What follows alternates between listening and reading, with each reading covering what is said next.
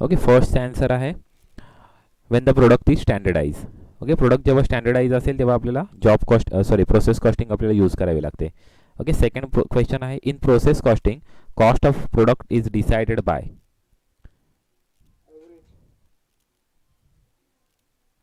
On the completion of job, on the operation of service and none of the. Okay, याचा answer आहे average method periodically. Okay, answer बरोबर याचा average method periodically. Next बघा question. Normal loss is controllable, non controllable, ascertainable and none of the above. Normal loss आहे तो non controllable आहे. Okay, normal loss आपल्याला control करता येत नाही. ओके, तो नॉर्मली लॉस होणार आहे, त्यामुळे तो होणारच आहे. त्यामुळे तो आपल्याला काय कंट्रोलेबल नाही आहे. कधी कंट्रोलेबल म्हणजे ॲबनॉर्मल लॉस आहे तो कंट्रोलेबल आहे. ओके, नॉर्मल लॉस आहे तो नॉन कंट्रोलेबल आहे. ओके, याचा आन्सर येईल नॉन कंट्रोलेबल. ओके, नेक्स्ट आहे normal loss is calculated at certain percentage of dash. Okay, certain cost of.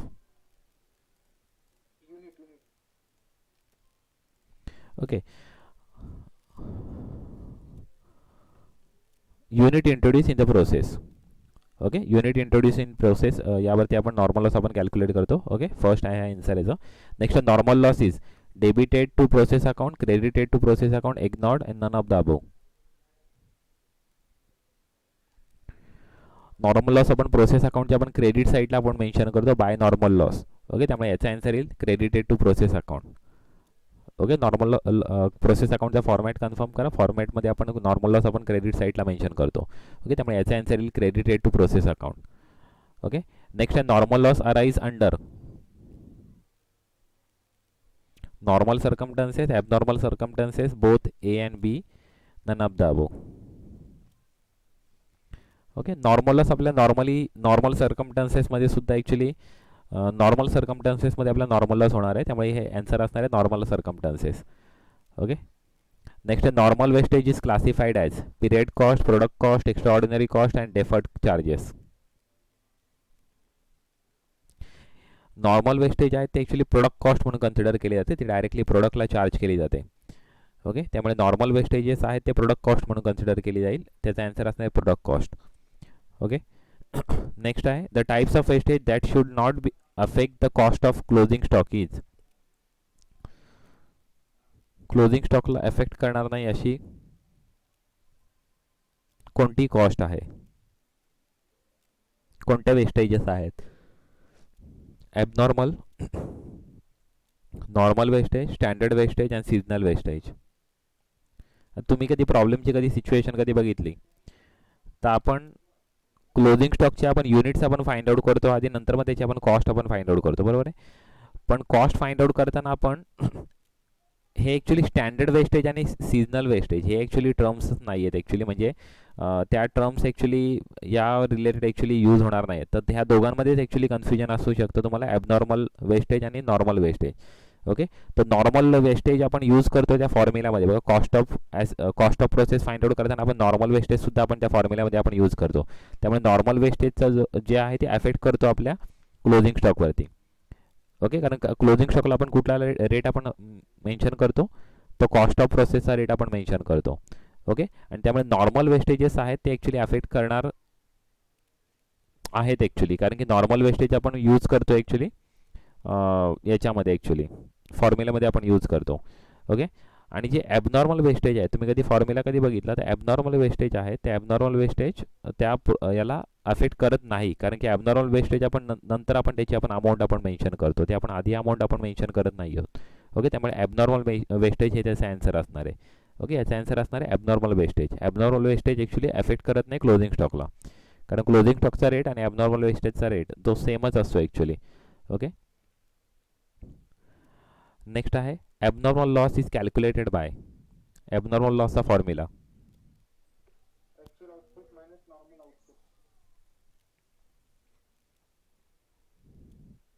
Okay, formula एकदा कन्फर्म करा आपलं. समजा कधी एक सिंपल आपण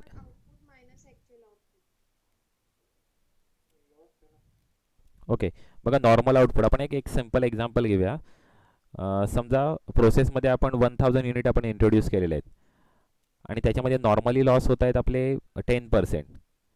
ओके, तर आता ॲक्च्युअली आउटपुट आपला किती होईल, म्हणजे म्हणजे किती व्हायला पाहिजे होतं actual output? 900 actually actual output व्हायला पाहिजे होता. ओके, व्हायला पाहिजे होता ॲक्च्युअल आउटपुट तेवढा व्हायला पाहिजे होता. पण समजा कधी ॲक्च्युअल आउटपुट कधी 870 झाला, ॲक्च्युअल आउटपुट कधी 870 झाला, तर आपले ॲबनॉर्मल लॉस किती असतील?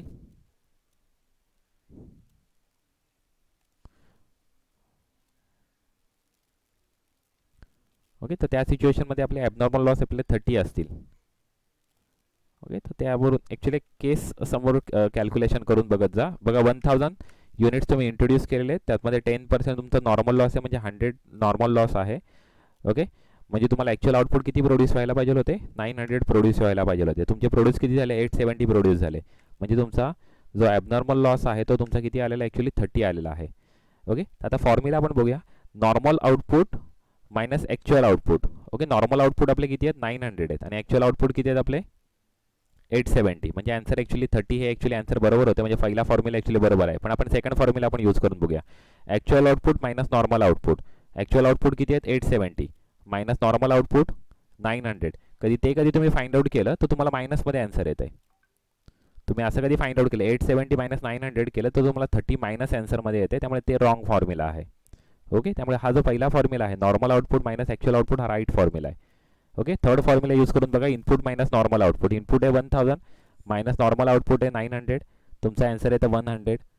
आपलं 100 आपला नॉर्मल लॉस नाही, ॲबनॉर्मल लॉस नाही आहे, तो 100 ॲक्च्युअली नॉर्मल लॉस आहे. ओके, त्यामुळे थर्ड आन्सर ॲक्च्युअली रॉंग आहे. नेक्स्ट आहे input minus actual output. Input आहे 1000 मायनस ॲक्च्युअल आउटपुट 870, म्हणजे ॲक्च्युअली आन्सर येते 130. तर 130 सुद्धा तुमचा ॲबनॉर्मल लॉस नाही आहे, तो तुमचा टोटल लॉस आहे इन्क्लुडिंग नॉर्मल लॉस आहे. ओके, त्यामुळे आन्सर आपला फर्स्टच राईट आहे. Okay, normal output minus actual output. Okay, confusion याच्यामध्ये नसायला पाहिजे. ॲक्च्युली कन्फ्युजन ॲक्च्युली सिम्पल आहे एकदम. Okay, next abnormal loss arise due to. Okay, या क्वेश्चनचा आन्सर म्हणजे काय? 9चा आन्सर आहे, ए आन्सर आहे. Normal output minus actual output. Okay, next बघा. Abnormal loss arise due to normal. Okay, abnormal circumstances. Okay, हे इव्हॅपोरेशन आणि नॉर्मल सर्कमस्टान्सेस, हे इव्हॅपोरेशनमुळे ॲक्च्युली वेस्टेज होतात, त्याच्यामुळे आणि ते नॉर्मल याच्यामध्ये कन्सिडर केलं जातं. ते नॉर्मल ॲक्टिव्हिटी आहे, नॅचरल ॲक्टिव्हिटी आहे, त्यामुळे ते काय ॲबनॉर्मल सर्कमस्टान्सेस नाही आहेत. त्यामुळे नॉर्मल लॉसेस आपण त्यावरती आपल्याला डिसाईड केला जातो की किती इव्हॅपोरेशन होईल, तसं आपला नॉर्मल लॉस आपण पर्सेंटेजमध्ये डिसाईड करतो. ओके, त्यामुळे abnormal loss arise due to abnormal circumstances, हे आन्सर बरोबर आहे, बी आन्सर बरोबर आहे. ओके, नेक्स्ट बघा. Abnormal loss is valued at. तुम्ही प्रॉब्लेम सॉल्व्ह करताना प्रत्येक वेळेस करताय. Abnormal loss is valued at कुठल्या व्हॅल्यूला आपण मेन्शन करतो? Okay, cost of output. बघा, आपण प्रोसेस कॉस्ट आपण फाइंड आउट करतो आणि प्रोसेस कॉस्ट त्याला आपण अप्लाय करतो. आता इथे वर्ड त्यांनी मेन्शन केलं आहे कॉस्ट ऑफ आउटपुट. आउटपुटची आपण कॉस्ट म्हणजे आपण प्रोसेस आउटपुटची प्रोसेस कॉस्ट फाइंड आउट करतो, ती आपण आउटपुटला सुद्धा आपण चार्ज करतो. ओके, त्यामुळे इथे त्यांनी वर्ड मेन्शन केलं आहे कॉस्ट ऑफ आउटपुट. ओके, कदाचित असं पण मेन्शन करू शकते की प्रोसेस कॉस्ट मेन्शन केलं तरी सुद्धा आन्सर राईट आहे. पण इथे बाकीचे जे आन्सर मेन्शन केले ते इरिलेव्हंट आहेत, म्हणजे मार्केट व्हॅल्यूला आपण मेन्शन करत नाही, किंवा मार्जिनल कॉस्टला सुद्धा नाही, किंवा स्टँडर्ड कॉस्टला सुद्धा नाही. ओके, त्यामुळे 11चा आन्सर येईल cost of output. Okay, next आहे abnormal loss is not allowed to affect cost of output, affect input, affect market price, and none of the above. Abnormal loss is not allowed to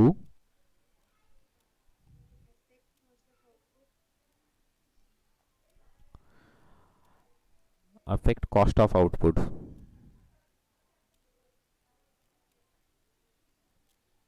actually तसं बघितलं ना, okay, आता actually तसं बघितलं ना तर ह्या कुठल्याच गोष्टीला ॲक्च्युली तो अफेक्ट करत नाही. ॲक्च्युली ॲन्सर कधी तुम्ही बुकमधलं कधी ॲन्सर कधी तुम्ही व्हेरीफाय, एक मिनिट, ॲन्सर काय मेन्शन केलं, किती नंबर आहे तो? 12 नंबर आहे ना. 12चा आन्सर आहे, ए आन्सर आहे ॲक्च्युली. ओके, पण माझं कधी मत कधी घेतलं तर या कुठल्याच गोष्टीला normal loss is not allowed to, कारण मार्केट प्राईजला अफेक्ट कसा करणार आहे ॲबनॉर्मल लॉस? मार्केट प्राईजला सुद्धा अफेक्ट करणार नाही आहे, किंवा इनपुटला सुद्धा अफेक्ट करेल. कशाने इनपुटला अफेक्ट करेल? इनपुटला सुद्धा अफेक्ट करू शकत नाही आहे. ओके. आणि आउटपुटला सुद्धा इफेक्ट करणार नाही आहे. ॲक्च्युली आउटपुटला इफेक्ट होईल, कारण की आपले तेवढे क्वांटिटी आपले कमी आपले प्रोड्यूस होतील. ओके, नॉर्मल ॲबनॉर्मल लॉस झाल्यामुळे आउटपुटला इफेक्ट होईल ॲक्च्युली. ओके, पण इथे मेन्शन केले is not allowed to affect cost of output. तसं बघितलं तर कॉस्ट ऑफ आउटपुटला ॲक्च्युली अफेक्ट होतो आहे ॲक्च्युली त्याचा, कारण की तुमचे कॉस्ट ऑफ आउटपुट तेवढ्याने ते ॲक्च्युली डिक्रीज होत आहेत. ओके, पण म्हणजे हा तर क्वेश्चनचा फॉर्म केला तो काहीतरी रॉंग फॉर्म केलेला आहे, कारण त्याने आन्सर मेन्शन केलं आहे cost of output. Okay, as per my opinion. कधी तुम्हाला कसं वाटतंय बघा, कारण की ॲबनॉर्मल लॉसमुळे काय इनपुटला काय इफेक्ट होणार आहे? काहीच इफेक्ट होणार नाही, कारण की ॲबनॉर्मल लॉस आपण इनपुट आधी झालेला असतं, त्याच्यानंतर मग आपण आपला ॲबनॉर्मल लॉस ॲक्च्युली येतोय. त्यामुळे इनपुटला काही इफेक्ट होत नाही, किंवा मार्केट प्राईसला तर इफेक्ट होणारच नाही आहे. मार्केट प्राईसशी काय संबंध येतो? मार्केट प्राईस आणि ॲबनॉर्मल लॉसचा काही संबंध येत नाही, त्यामुळे त्याच्यासुद्धा इफेक्ट होणार नाही आहे. त्याने आन्सर मेन्शन केले आहे कॉस्ट ऑफ आउटपुट, पण ते ॲक्च्युली रॉंग आहे. मला तर वाटतं की हा क्वेश्चन्सच रॉंग आहे. ओके, काहीतरी मिस्टेक होऊ शकते ॲक्च्युली. ओके, कारण की तुम्ही कधी बघितलं तर ॲबनॉर्मल लॉसचा कुठे इफेक्ट होऊ शकेल? ॲबनॉर्मल लॉसचा इनपुटला काय इफेक्ट होईल, किंवा मार्केट प्राईसला काय इफेक्ट होईल? मग मार्केट प्राईस आन्सर असायला पाहिजे होतं, किंवा इनपुट आन्सर असायला पाहिजे होतं, पण त्याने आन्सर मेन्शन केलं आउटपुट. थोडासा क्वेश्चनमध्ये काहीतरी मिस्टेक आहे ॲक्च्युली. हा क्वेश्चन रॉंग आहे. ओके, हा क्वेश्चन अशा पद्धतीचा येणारच नाही ॲक्च्युली क्वेश्चन, कारण की जेव्हा तुम्हाला क्वेश्चन जे फॉर्म केलेले असतात ना, ते क्वेश्चन एवढे प्रॉपर फॉर्म केलेले असतात की त्याचं तुम्हाला म्हणजे असं कन्फ्युजन होणार नाही तुम्हाला. ओके, असं कन्फ्युजन तुम्हाला होणार नाही. तो फॉर्म करताना त्यांनी प्रॉपर फॉर्म केलेला असेल. ओके, कारण ती ॲक्च्युली प्रोफेसरची टीम असते, ती प्रोफेसरची टीम ॲक्च्युली ते क्वेश्चन पेपर काढत असते. ओके, आणि जे इंटरनल एक्झामला अशा पद्धतीचा क्वेश्चन येणार नाही, त्याची काळजी मी घेतलेली आहे. ओके, नेक्स्ट बघा. Abnormal loss is valued at 13. आता ॲबनॉर्मल लॉस आपण कॅल्क्युलेट करताना आपण कुठला आपण फॉर्म्युला यूज करतो? आपण ॲबनॉर्मल लॉससाठी फाइंड आउट करतो असं नाही आहे ना. आपण तो एक फॉर्म्युला आपण यूज करतो, आणि तो फॉर्म्युला आपण ॲबनॉर्मल लॉसला सुद्धा यूज करतो, आउटपुटला सुद्धा यूज करतो, ॲबनॉर्मल गेनला सुद्धा आपण तोच फॉर्म्युला आपण यूज करतो, आणि आपण कॉस्ट आपण त्याची व्हॅल्यू आपण फाइंड आउट करतो. कुठला आपण फॉर्म्युला यूज करतो ते फॉर्म्युला फक्त इथे शो करायचा आहे. फॉर्म्युला आठवतोय ना?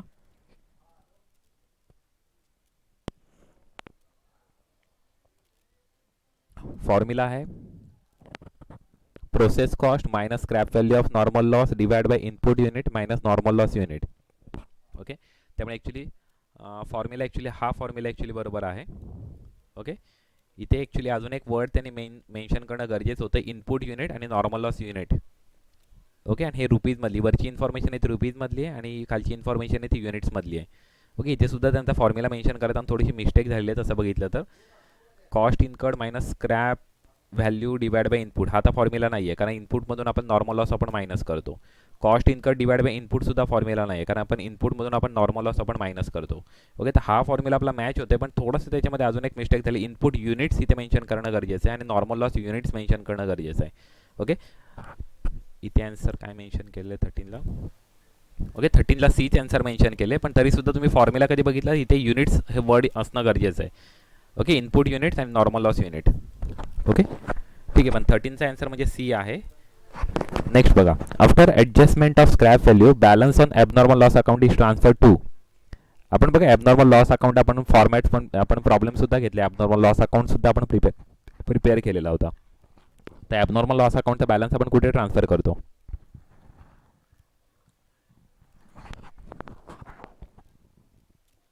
Costing P&L account. ओके, आपण ॲबनॉर्मल लॉस आपण प्रोसेसमधून आपण ट्रान्सफर करून घेतो ॲबनॉर्मल लॉस अकाउंटला. ओके, तो डेबिट साईडला ट्रान्सफर होईल ॲबनॉर्मल लॉस अकाउंटच्या. क्रेडिट साईडला आपण ते आपण युनिट आपण सोल्ड करतो आपण बाय स्क्रॅप म्हणून. म्हणून after adjustment of scrap value म्हणून मेन्शन केलेलं आहे. आणि जी रिमेनिंग अमाऊंट आहे ते रिमेनिंग अमाऊंट आपण कॉस्टिंग P&L आपण ट्रान्सफर करू. त्यामुळे 14चा आन्सर येईल costing P&L account. Okay, next बघा. Abnormal gain arise when. आता याचं सांगा आन्सर.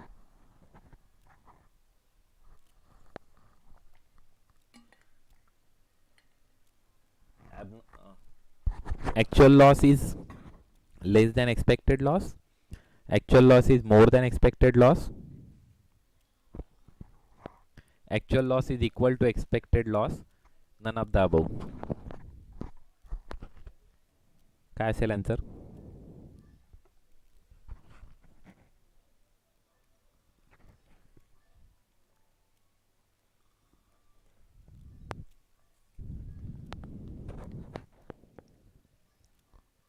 ॲबनॉर्मल गेन होणार आहे. गेन कधी होणार आहे? जेव्हा आपला लॉस कमी होईल तेव्हा. जेव्हा आपण ॲक्च्युअल लॉस आपला जो आहे तो कधी एक्सपेक्टेड लॉसपेक्षा कधी कमी असेल तर आपल्याला गेन होईल, म्हणून फर्स्ट आन्सर असेल. बघा सिम्पल आपलं ते एक्झाम्पल आहे, त्याच्याचमध्ये आपण बघूया. आपल्याला ॲक्च्युअल लॉस आपला किती आहे, सॉरी काय मेन्शन केलं आहे प्रश्न, actual loss is less than the expected loss. आपला ॲक्च्युअल लॉस आपला किती आहे इथे 30 आहे.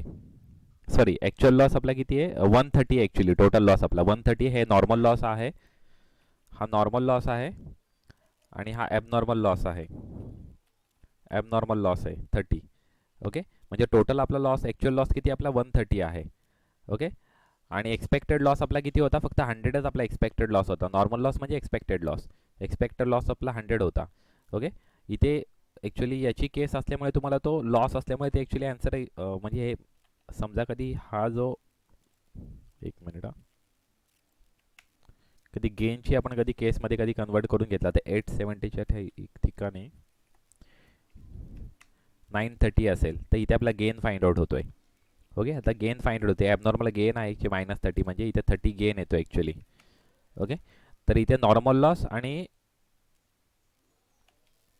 Actual loss is less than the expected loss. Actual loss आपला किती आता 70 ॲक्च्युअल लॉस आहे फक्त आपला. ॲक्च्युअल लॉस आपला 70 आहे आणि एक्सपेक्टेड लॉस आपला किती होता 100 होता. ओके, त्यामुळे ॲक्च्युअल लॉसपेक्षा एक्सपेक्टेड लॉस कधी कमी असेल तर आपल्याला ॲबनॉर्मल गेन होईल. ओके, ॲक्च्युअल लॉसपेक्षा आपला एक्सपेक्टेड लॉस आपला काय आहे कमी आहे, त्यामुळे आपला actual loss is less than expected loss.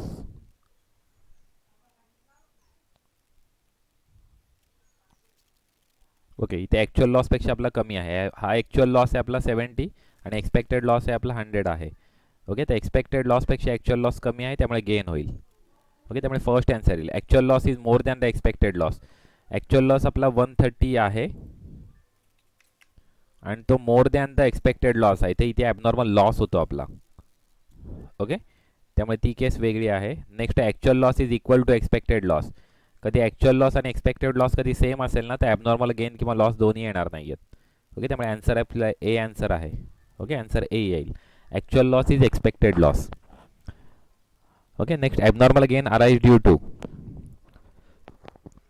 increase in efficiency, increase in loss, increase in cost, none of the above. Answer येईल ए increase in efficiency. Efficiency increase झाल्यामुळे तुमचा abnormal gain. Okay, increase in efficiency answer येईल, कारण तुमचं त्यामुळेच आपला profit होऊ शकतो. ओके, गेन होऊ शकतो. ओके, नेक्स्ट आहे abnormal gain is valued at.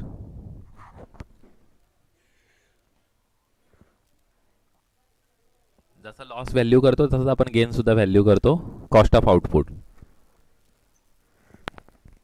Okay, कारण तोच रेट आपण अप्लाय करतो ॲबनॉर्मल गेनला सुद्धा आणि लॉसला सुद्धा. प्रोसेसचा जो रेट असतो तोच आपण अप्लाय करतो. कधी प्रोसेस रेट म्हणून मेन्शन केला असेल, कॉस्ट ऑफ प्रोसेस मेन्शन केला असेल ना तरी सुद्धा ते आन्सर आहे. आणि कॉस्ट ऑफ आउटपुट सुद्धा एकच ॲक्च्युली होऊ शकतं. कॉस्ट ऑफ आउटपुट म्हणजे आपण जो रेट फाइंड आउट करतो तोच आपण आउटपुटला आपण अप्लाय करतो. ओके, त्यामुळे कॉस्ट ऑफ आउटपुट म्हणून मेन्शन केलेलं आहे. कॉस्ट ऑफ आउटपुट हे आन्सर सुद्धा सेम आहे. आणि कधी प्रोसेस कॉस्ट जरी मेन्शन केलं असेल, म्हणजे कॉस्ट ऑफ आउटपुटच्या जागी कधी प्रोसेस कॉस्ट म्हणून मेन्शन केलं असेल ना तरी सुद्धा ते आन्सर राईट आहे. म्हणजे abnormal gain is valued at cost of output or process cost, दोघांपैकी काही आन्सर चालेल.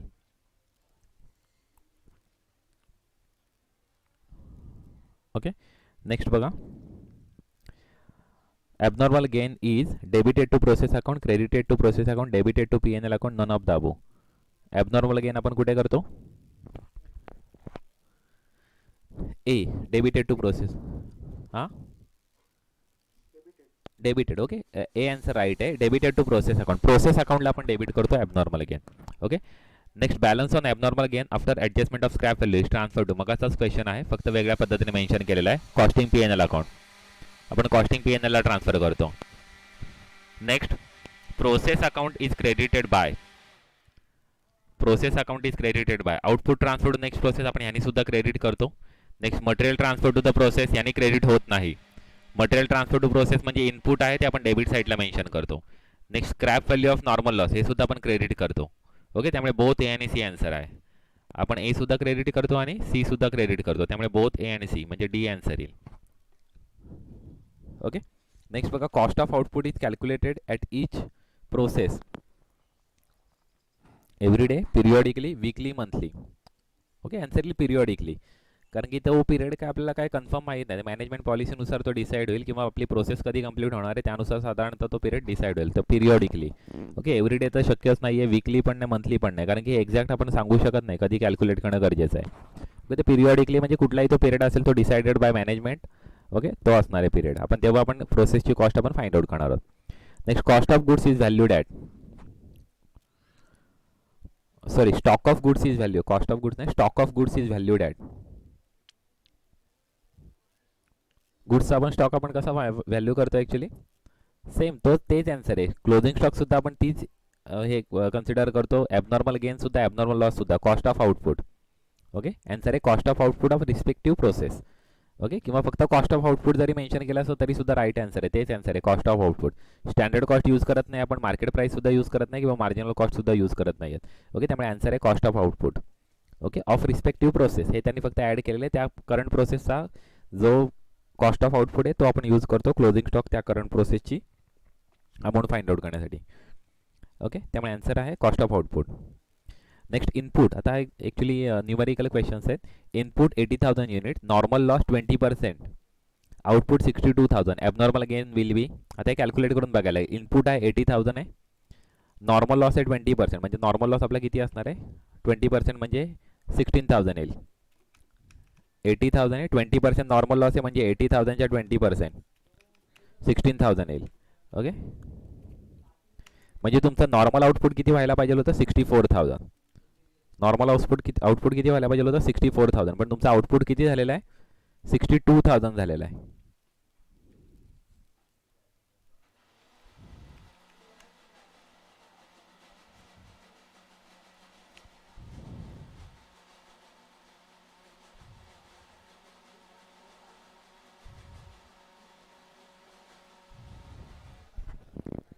ओके, ॲक्च्युली क्वेश्चन्सच रॉंग आहे. क्वेश्चनच रॉंग आहे, कारण की इनपुट कधी 80,000 असेल, बघा इनपुट 80,000 आहे, त्याच्यावरती नॉर्मल लॉस 20% आहे, मग 80,000च्या 20% 16,000 येत आहे. ओके, त्यामुळे तुमचा नॉर्मल आउटपुट 64,000 व्हायला पाहिजे होता, पण ॲक्च्युअल आउटपुट तुमचा 62 झाला, म्हणजे 2,000 ॲक्च्युली लॉस होतोय तुमचा. ओके, ॲबनॉर्मल लॉस होतोय. ओके, क्वेश्चन रॉंग आहे ॲक्च्युली. ओके, कारण इथे ॲबनॉर्मल गेन येतच नाही, गेन ॲक्च्युली येतच नाही. तुम्ही कधी कॅल्क्युलेशन करून बघितलं, 80,000च्या 20% कॅल्क्युलेट करा, 16,000 येतात, 16,000 मायनस करा, म्हणजे 64,000 ॲक्च्युली तुमचं आउटपुट व्हायला पाहिजे होतं, पण झालं किती आउटपुट, 62. म्हणजे आउटपुट ॲक्च्युली आउटपुट आपलं कमी झालेलं आहे. एक्सपेक्टेड जो आउटपुट असायला पाहिजे होतं त्याच्यापेक्षा ॲक्च्युली आउटपुट आपलं कमी झालं आहे, इथे ॲबनॉर्मल लॉस आलेला आहे. ॲक्च्युली त्याने क्वेश्चन्सच रॉंग विचारलं. इथे कधी लॉस वर्ड असतात, आपला आन्सर 2,000 युनिट बरोबर आहे. ओके, आत्ता त्याने किती घेतलेलं, 23, 2,000च घेतलेलं, पण इथे वर्ड ॲक्च्युली लॉस असणं गरजेचं होतं, त्याने गेन मेन्शन केलं, म्हणजे हा क्वेश्चनच रॉंग आहे. ओके, क्वेश्चन रॉंग आहे हा. ओके, नेक्स्ट बघा, क्वेश्चन राईट कधी होईल, कधी तिथे ॲबनॉर्मल कधी लॉस असते ना तरच राईट होईल तो क्वेश्चन, नाही तर तो क्वेश्चन रॉंग आहे. ओके, नेक्स्ट बघा, cost of process is 33,040, scrap value of normal loss is 800, input 800 units, input 800 units, normal loss 200 units, cost per unit will बी. आता त्यांनी तो फॉर्म्युला यूज करायला सांगितलेला आहे ॲक्च्युली. ओके, फॉर्म्युला यूज करायला सांगितलेला आहे. प्रोसेस कॉस्ट आपल्याला प्रोव्हाइड केलेली आहे, स्क्रॅप व्हॅल्यू पण आपल्याला प्रोव्हाइड केलेली आहे, नॉर्मल लॉसची स्क्रॅप व्हॅल्यूचा रेट पण दिलेला आहे, इनपुटसुद्धा प्रोव्हाइड केलेला आहे आणि नॉर्मल लॉससुद्धा प्रोव्हाइड केलेला आहे. ओके, त्यामुळे फॉर्म्युला आपल्याला यूज करायला लागेल. फॉर्म्युला यूज करून आपण आन्सर फाइंड आउट करू शकतो. फॉर्म्युला काय आपला, प्रोसेस कॉस्ट आपल्याला किती दिलेली आहे, 33,040. Okay, process cost minus scrap value of normal loss 800 आणि divide by input in units 800 आणि नॉर्मल लॉस युनिट आहे 200. ओके, तर फॉर्म्युलानुसार हे मायनस करून आधी आन्सर आपण फाइंड आउट करून बघूया, नंतर मग आपण डिवाइड करूया. ओके, आता ते डिवाइड करा, इथे आपल्याला आन्सर फाइंड आउट होईल 53.73. ओके, सी आन्सर आहे. ओके, आन्सर येईल सी. नेक्स्ट बघा, input is 870, normal loss 10%, output is 800, abnormal gain will be. आता तरी बरोबर आहे का बघूया. इनपुट 870 आहे, इनपुट 870. ओके, 10% नॉर्मल लॉस आहे, म्हणजे 870च्या 10% 87 येतील. ओके, म्हणजे किती आउटपुट आपलं व्हायला पाहिजे होतं ॲक्च्युली 783 व्हायला पाहिजे होतं. झालं किती? आउटपुट 800 युनिट झालेलं आहे. आउटपुट 800 युनिट झाल्यामुळे ते आउटपुट आपलं जास्त झालेलं आहे, त्यामुळे 17 युनिट्स आपलं गेन आहे. ओके, एक्सपेक्टेड आउटपुट आपलं किती होतं 783 आणि ॲक्च्युअल आउटपुट किती आहे 800, म्हणजे 17 युनिट्स आपले एक्स्ट्रा आपले प्रोड्यूस झालेले आहेत, म्हणजे इथे ॲबनॉर्मल गेन आहे. ओके, ॲबनॉर्मल गेन आहे 17 युनिट्स आणि आन्सर आहे म्हणजे ए आन्सर येईल. Okay,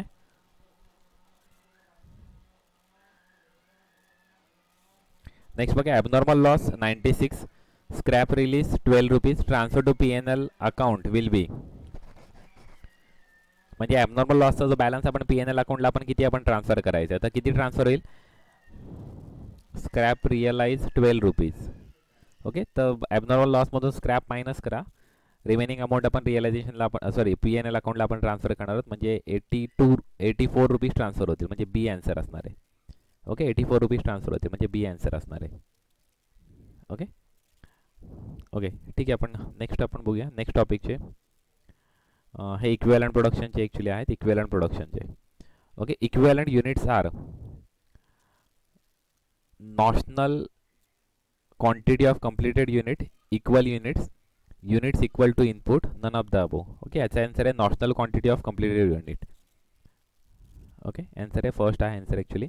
work in progress is raw material completely process, raw material in processing stage, work being carried out, none of the above. Okay, हे processing स्टेजमधले आहेत raw material. Okay, त्यामुळे answer याचा B answer असणार आहे, raw material in processing stage. Okay, work in progress is raw material in processing stage. हे completely process नाही आहेत ॲक्च्युअल रॉ मटेरियल, ते हाफ प्रोसेस गुड्स आहेत. ओके, त्यामुळे फर्स्ट आन्सर येणार नाही आहे. Work being carried out, okay, त्याच्यावरती काम ॲक्च्युली झालेलं आहे अशा पद्धतीने मेन्शन केले, पण ते ॲक्च्युली आपल्याला वर्क म्हणजे इन प्रोसेस आहे. आन्सर ॲक्च्युली हे बीच आन्सर येणार आहे, raw material in processing stage. Okay, next बघा, equivalent units are calculated on the basis of, equivalent units are calculated on the basis of degree of completion in terms of element of cost. Element of cost म्हणजे material, labour and overhead. आपण 3 cost आपण consider करून आपण ते find out करतो ना, degree of completion ते material, labour and ओव्हरहेडची, आणि त्यानुसार आपण इक्विव्हॅलंट युनिट्स आपण कॅल्क्युलेट करतो. म्हणजे फर्स्ट आन्सर ॲक्च्युली राईट आहे. सेकंड आहे degree of completion in terms of material. आपण फक्त मटेरियलची आपण डिग्री आपण कन्सिडर करत नाही, तर इथे आपण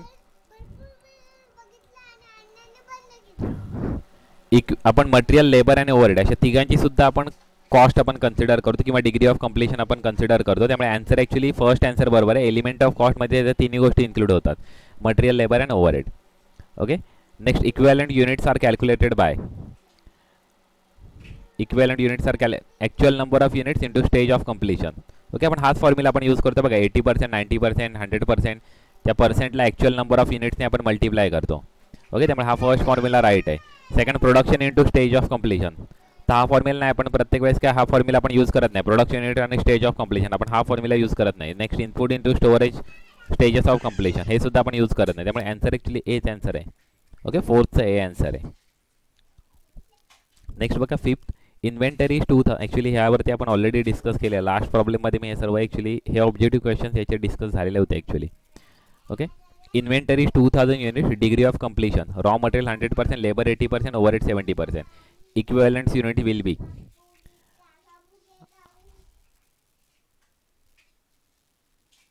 200चे 100%, सॉरी 2000चे 100%, 2000 युनिट्स, 2000चे 80%, 1600 युनिट, आणि 2000चे 70%, 1400 युनिट्स. ॲक्च्युली पाचव्याचं ए मेन्शन केले, पण ती मिस्टेक आहे तिथे. इथे रॉ मटेरियल 2000 युनिट्स असणं गरजेचं होतं, तर ते राईट आहे. ओके, इथे मिस्टेक आहे ॲक्च्युली, एच आन्सर येईल, कारण की हे आन्सर येणार नाही आहे, कारण लेबर 400 युनिट्स हे रॉंग आहेत. लेबर 1600 युनिट्सच पाहिजे होते. ओव्हरहेड 70% म्हणजे 1400 युनिट्स पाहिजे होते, पण इथे 400 मेन्शन केलं, म्हणजे बी आन्सर नाही आहे. सी तर आन्सर नाहीच आहे आणि डी आन्सर नाही आहे. ए आन्सर ॲक्च्युली आता कधी ह्या सिच्युएशनला कधी विचारलं तर याचं डी आन्सर आहे, कारण हे सुद्धा रॉंग आहे. ए सुद्धा रॉंग आहे, कारण इथे 0 म्हणजे 2000 असणं गरजेचं होतं, म्हणजे ॲक्च्युली ह्या सिच्युएशनमध्ये डी आन्सर आहे. ओके, पण त्यांनी आन्सर मेन्शन करताना ए आन्सर मेन्शन केले, ते सुद्धा रॉंग आहे, कारण इथे 2000 असणं गरजेचं होतं. ओके, समजलं ना. इथे एसक्यूएल 2000 युनिट्स असेल तर हे ए आन्सर बरोबर आहे. ओके, नाही तर डी आन्सर बरोबर आहे, म्हणजे नन ऑफ द अबोव हे आन्सर बरोबर आहे, नाही तर. Okay, next, equivalent production of 1000 unit 60% complete in all respect. 1000 युनिटच्या 60% कंप्लीट आहेत, म्हणजे किती येतील? 600, म्हणजे आन्सर येईल 600 युनिट्स. ओके, 6 आन्सर येईल 600 units. 6 answer C, 600 units. Okay, next, equivalent production of 1500 units of opening WIP. आता इथे ओपनिंग WIP मेन्शन केलं आहे, तर ओपनिंग WIPच्या वेळेस लक्षात ठेवा 40% कधी कंप्लीट असेल तर आपल्याला किती कन्सिडर करायचे? 60%. ओके, तर आपल्याला इथे 60% अमाऊंट आपल्याला फाइंड आउट करायला लागेल, ती आपली इक्विव्हॅलंट प्रोडक्शन असेल. तर 1500च्या 60%, मला वाटतं 60% 900 येतात. ओके, त्यामुळे आन्सर ए असेल, 7व्याचा आन्सर ए आहे. ओके, 1500च्या 60%. इथे कन्फ्युजन, इथे बऱ्याच जणांचे आन्सर 600 मेन्शन करतील का? कारण की 40% आहेत, म्हणून 1500च्या कधी 40% कधी काढले तर 600 युनिट्स येतात, पण ते रॉंग आहे. ॲक्च्युअल आन्सर किती यायला पाहिजे? 900 युनिट्स आन्सर यायला पाहिजे. ओके, कारण की ओपनिंग स्टॉक जेव्हा आपल्या ओपनिंग स्टॉकची जेव्हा आपण पर्सेंटेज आपल्याला मेन्शन करतो, तेव्हा आपण काय करतो? रिमेनिंग पर्सेंटेज आपण कॅल्क्युलेट करून ते मेन्शन करतो. ओके, तर रिमेनिंग पर्सेंटेजच्या 60%, मग 60% 1500च्या 60%. ओके, 900 युनिट्स येतील. ओके, नेक्स्ट आहे, in a process opening WIP 60% complete सांगितलेलं आहे, म्हणजे आपल्याला 40% आपल्याला कन्सिडर करायला लागेल. Okay, next, introduce during the current period and closing WIP 70% सांगितलेलं आहे, ते 70%च आपल्याला कन्सिडर करायला लागेल. आणि इथे ॲक्च्युली कॉमा, ॲक्च्युली हे आपलं झालेलं होतं तेव्हा सुद्धा तेच कन्फ्युजन आलं होतं. ओपनिंग WIP 60% आहे, युनिट इंट्रोड्यूस आणि क्लोजिंग WIP या तिघांची दिले. इथे हे ओपनिंग आहेत 1000 ओपनिंग आहेत, 800 इंट्रोड्यूस आहेत आणि 2000 WIP आहे, क्लोजिंग WIP आहे. Okay, assume FIFO method. Equivalent production during the period was, किती होतं इक्विव्हॅलंट प्रोडक्शन?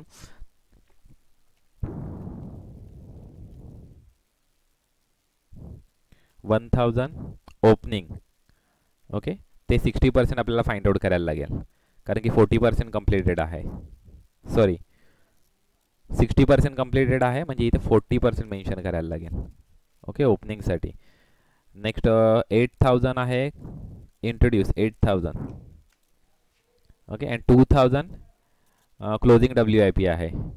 2000 आपली क्लोजिंग WIP आहे, आणि ती किती पर्सेंट कंप्लीट आहे? 70% कंप्लीट आहे, म्हणून 70%च मेन्शन होईल. ओके, तर पहिल्यांदा 40% फाइंड आउट करा. 40% येतात 400 आणि 70% येतात 1400. ओके,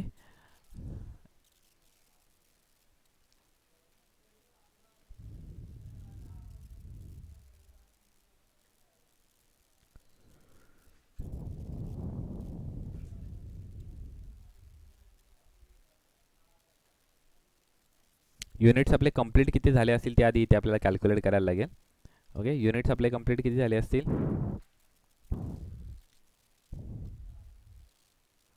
8000 आपण इंट्रोड्यूस केले, त्यातले 2000 क्लोजिंगमध्ये राहिले आहेत, म्हणजे 6000 कंप्लीटेड युनिट्स होतील. ओके, इथे पर्सेंटेज आपण नाही कॅल्क्युलेट करत आहेत, कारण इथे जे युनिट इंट्रोड्यूस आपल्याला प्रोव्हाइड केलेले आहेत, आउटपुट आपल्याला प्रोव्हाइड केलेलं नाही आहे, ट्रान्सफर टू नेक्स्ट प्रोसेस आपल्याला प्रोव्हाइड केलेलं नाही आहेत. त्यामुळे इथे युनिट इंट्रोड्यूस आपल्याला पहिल्यांदा कॅल्क्युलेट करायला लागतील. 8000 इंट्रोड्यूस केलेले होते, 2000 क्लोजिंग स्टॉकमध्ये, म्हणजे युनिट इंट्रोड्यूस आपले किती असतील? 6000 असतील. ओके, आता तिघांची आता टोटल करा, ते आपले इक्विव्हॅलंट युनिट्स असतील. ओके, 7800. त्यामुळे आन्सर बी येईल, 7800. ओके, थोडंसं ॲक्च्युली कन्फ्युजिंग होती, कारण इथे introduce during the current period mention केलेलं आहे, इथे आपलं आउटपुट आपल्याला प्रोव्हाइड केलेलं नाही आहे. ओके, त्यामुळे जेवढे इंट्रोड्यूस केले त्यातले क्लोजिंग आपले 2000 आहेत, तर क्लोजिंग मायनस करून रिमेनिंग आपले आउटपुट असतील, म्हणजे 6000 आउटपुट असेल. ओके, म्हणून आन्सर येईल 7800. लास्ट क्वेश्चन आहे, in process 8000 units are introduce during the period, 5% of input is normal loss, म्हणजे 8000च्या 5% नॉर्मल लॉस म्हणजे 40 नॉर्मल लॉस येईल, सॉरी 400 नॉर्मल लॉस येईल. क्लोजिंग WIP 60% आहे. ओके, 60% कंप्लीट आहे, 1000 युनिट्स आहेत, क्लोजिंग 1000 युनिट्स आहेत, and 6600 completed unit are transfer to the next process. हे एक्झॅक्टली आपल्याला डायरेक्ट प्रोव्हाइड केलं, जे आपल्याला इनपुट नाही प्रोव्हाइड केलं, हे डायरेक्टली आपल्याला प्रोव्हाइड केलं. Equivalent production in the period. आता इक्विव्हॅलंट प्रोडक्शन आपल्याला फाइंड आउट करायला सांगितलेलं आहे. बघा किती आहे. इंट्रोड्यूस आहेत 8000 युनिट्स आपले इंट्रोड्यूस आहेत. ओके, पण नॉर्मल लॉस आपला किती आहे 5% आहे. ओके, नॉर्मल लॉस आपण याच्यावरती कधी 5% आपण कधी फाइंड आउट केला तर 400 आपला नॉर्मल लॉस येतो. ओके, म्हणजे 7600 आपला एक्सपेक्टेड आउटपुट आहे. ओके, क्लोजिंग WIP आपल्याला प्रोव्हाइड केलेत 1000. एक्सपेक्टेड आउटपुट आहे 7600 expected output minus closing WIP. Closing WIP किती आहेत 1000.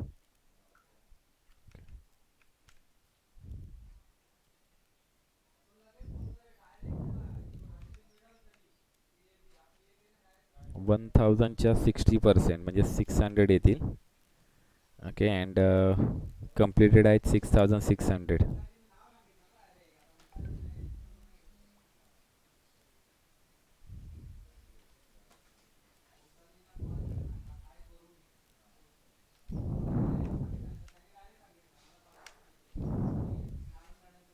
हे दोनच गोष्टी तिथे इन्क्लूड होतील. युनिट इंट्रोड्यूसची आपल्याला काय टोटल करण्याची गरज नाही इक्विव्हॅलंट युनिट्समध्ये, कारण युनिट इंट्रोड्यूस आपण इकडे आउटपुटमध्ये आपण शो करत नाही. युनिट इंट्रोड्यूसमधून किती नेक्स्ट प्रोसेसला ट्रान्सफर झाले ते आपण मेन्शन करतो. नेक्स्ट प्रोसेसला आपल्याला ट्रान्सफर मेन्शन केलं 6600 म्हणून 6600. नॉर्मल लॉस पण आपण मेन्शन करत नाही आउटपुटमध्ये. बघा, इक्विव्हॅलंट प्रोडक्शन कॅल्क्युलेट करताना आपण नॉर्मल लॉस आपण कन्सिडर करत नाही आहोत, त्यामुळे ते सुद्धा मेन्शन होणार नाही आहे. क्लोजिंग स्टॉक आपण कन्सिडर करतो. क्लोजिंग स्टॉक आहे 1000 आणि ते 60% कंप्लीट आहे, त्यामुळे 1000च्या 60% 600 येतील. ओके, आणि आउटपुट आहे ते 100% आपण मेन्शन करतो. आउटपुट आहे 6600, ते 100% मेन्शन केले, त्यामुळे दोनच गोष्टी इन्क्लूड होतील. ओके, 7200 युनिट्स येतील. ओके, त्यामुळे आन्सर येईल डी, 7200 युनिट्स. ओके, अशा पद्धतीने ॲक्च्युली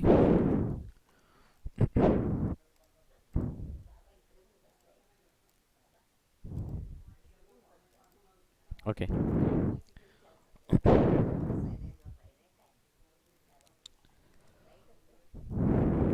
लास्ट टॉपिक आहे actually cost allocation.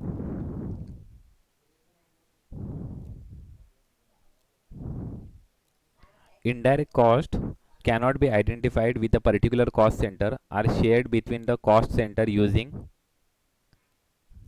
methods of apportionment. Indirect cost okay, जे आयडेंटिफाय होत नाही त्यामुळे त्याचं मेथड्स ऑफ अपॉर्शनमेंट बोलतात त्याला, अपॉर्शनमेंट.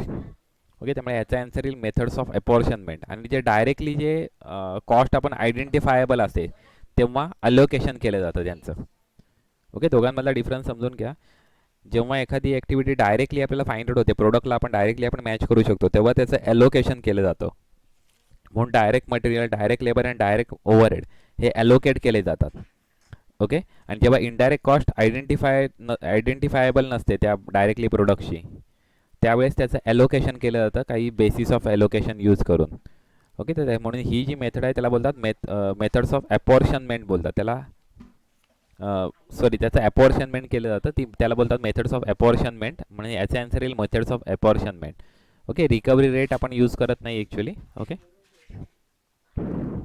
नेक्स्ट आहे methods of apportionment suitable for allocating the rent of building between the cost centre. Rent of building आपल्याला distribute करण्यासाठी आपण कोणता बेस आपण यूज करणार आहोत? नंबर ऑफ एम्प्लॉई नाही, मशीन आवरसुद्धा नाही, किलोवॅटसुद्धा नाही, फ्लोअर्स एरिया.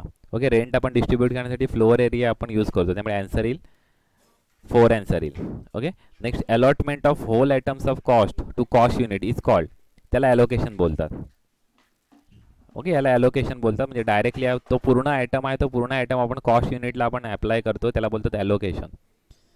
ओके, तिथे काय आपल्याला कुठलाही बेसिस यूज करायला लागत नाही, तर आपल्याला डायरेक्टली इन्फॉर्मेशन दिली असते ते आपण डायरेक्टली आपण यूज करतो, डायरेक्टली आपण ॲलोकेट करतो त्याला. Okay, next administrative overhead are recovered as a percentage of. Administrative overhead are recovered as a percentage of works cost.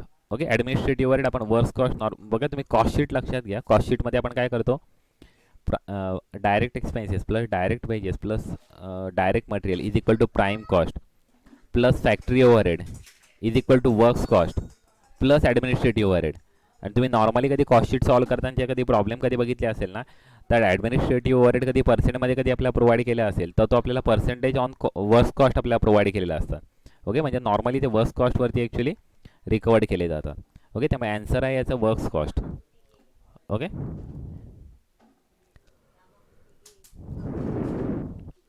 Next बघा, selling and distribution overhead are absorb on the basis of.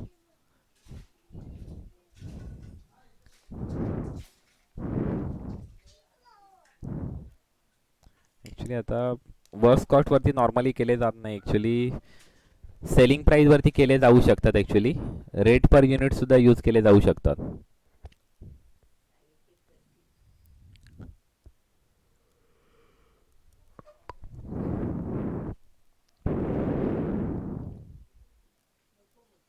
Okay, fifth answer दिलं 4, any of the above. Okay, any of the above, त्यामुळे actually हे work cost थ्रूसुद्धा त्यांनी mention केलेलं actually. Next, depreciation on machine is apportion on the basis of machine cost. Okay, depreciation machine cost through apportion केले जातील. Labour hours use करत नाही किंवा मशीन आवर नाही. नॉर्मली आपण मशीन कॉस्ट आपण यूज करतो. कधी व्हॅल्यू ऑफ मशीन कधी प्रोव्हाइड केलेलं नसेल तर आपण इतर पण मशीन आवर आपण यूज केले असते. ओके, पण कधी मशीन कॉस्ट तुम्हाला प्रोव्हाइड केले, व्हॅल्यू ऑफ मशीन कधी प्रोव्हाइड केले तर तुम्ही मशीन कॉस्टच यूज करणार आहे डेप्रिसिएशन अपॉर्शनमेंटसाठी. Power is allocated on the basis of H P of machine. Okay, power normally H P of मशीननुसार अलोकेट केले जातात. Okay, next, employees welfare expenses are allocated on the basis of. Employees welfare expenses are allocated on the basis of number of employees. Okay, normally number of employees. Electricity charges are allocated on the basis of number of lighting point. ते space suitable आहे. Okay, cost of machine नाही, लेबरची cost पण नाही किंवा factory cost पण नाही, number of lighting points येईल.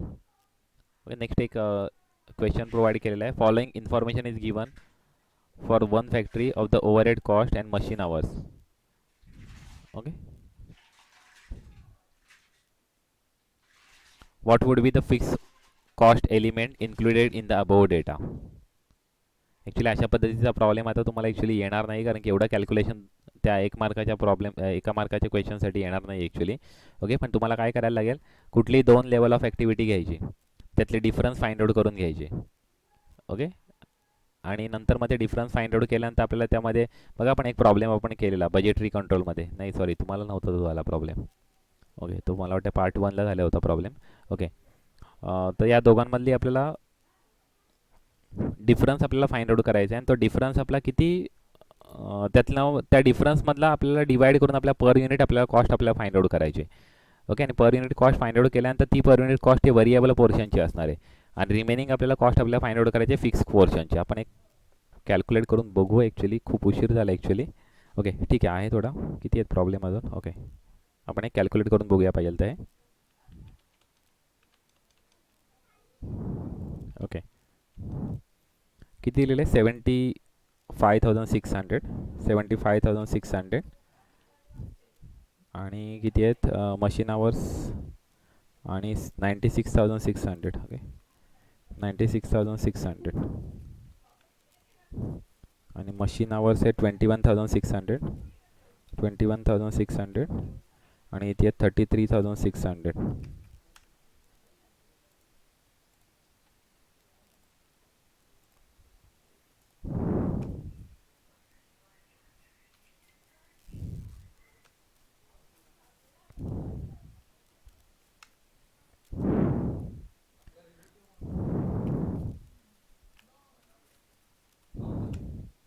म्हणजे 1.8 पर युनिट आहे ॲक्च्युली त्याची कॉस्ट. मग आता या 1.8नी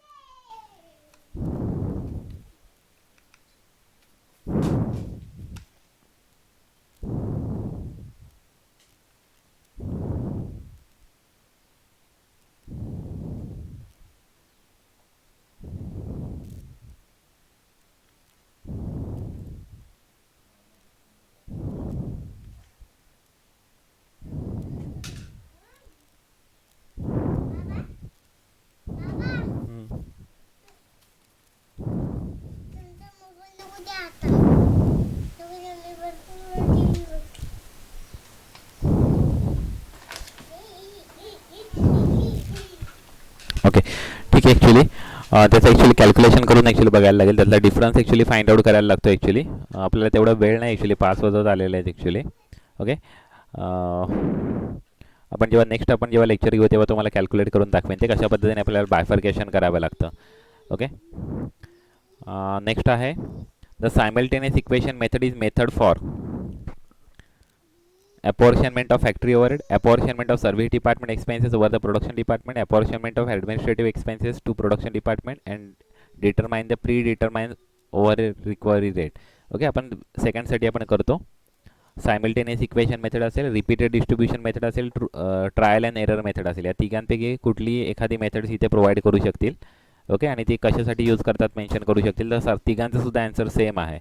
apportionment of service department expenses over the production department. Okay,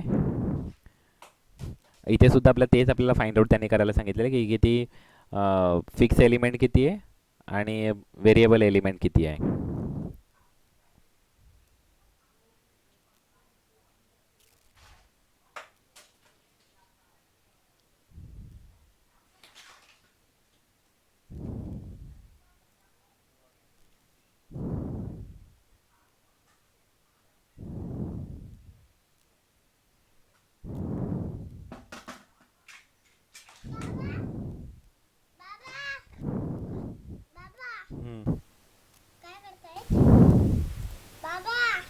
एक मिनिट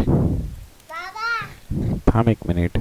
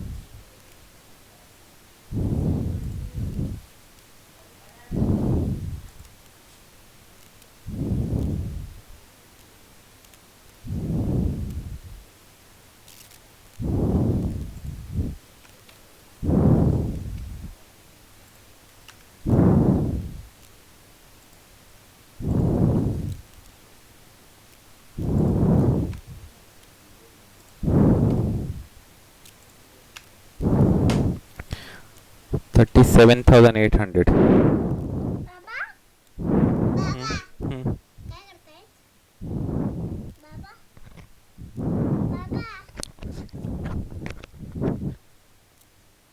ओके, ठीक आहे. नेक्स्ट बघूया. The basis of overhead apportion for the employ state insurance and dearness allowance is number of workers. नाही, apportion state insurance ना, म्हणजे direct labour cost of each department असणार आहे. Okay, कारण की कॉस्टवरती डिपेंड करतं. नॉर्मली हे जे स्टेट इन्शुरन्स आहेत ना, पर्सेंटमध्ये प्रोव्हाइड केले जातात, ते त्या डायरेक्ट लेबर कॉस्टवरती डिपेंड करतील, म्हणून याचा थर्ड पॉईंट येईल. Basis of overhead apportionment for the plant repairing. Okay, plant रिपेअरिंगसाठी कोणत्या अपॉर्शनमेंट आपण यूज करणार आहोत. प्लांट रिपेअरिंगसाठी value of plant. Okay, value of plant आपण यूज करू. Next, out of the following which include the service department for manufacturing of oil engine industry. कुठली service department आहे. Okay, foundry department, casting department, moulding department, store department. Okay, store department कुठलं actual work करत नाही, तो actually service department टाईपचं काम करतोय, तो गुड्स स्टोअर करून ठेवतोय. ओके, त्यामुळे हे सर्व्हिस डिपार्टमेंट म्हणून, स्टोअर डिपार्टमेंट म्हणून सर्व्हिस डिपार्टमेंट कन्सिडर होईल. ओके, सर्व्हिस डिपार्टमेंट म्हणून स्टोअर डिपार्टमेंट कन्सिडर होईल. Okay, next, basis of apportionment for the indirect labour is indirect labour direct labour ratio. Okay, direct लेबरचा आपण ratio आपण use करू शकतो इनडायरेक्ट लेबर डिस्ट्रीब्यूट करण्यासाठी. Next, हे सुद्धा एक प्रॅक्टिकल प्रॉब्लेम आहे. ओके, ठीक आहे. पण नेक्स्ट लेक्चरला ओके, उद्या एक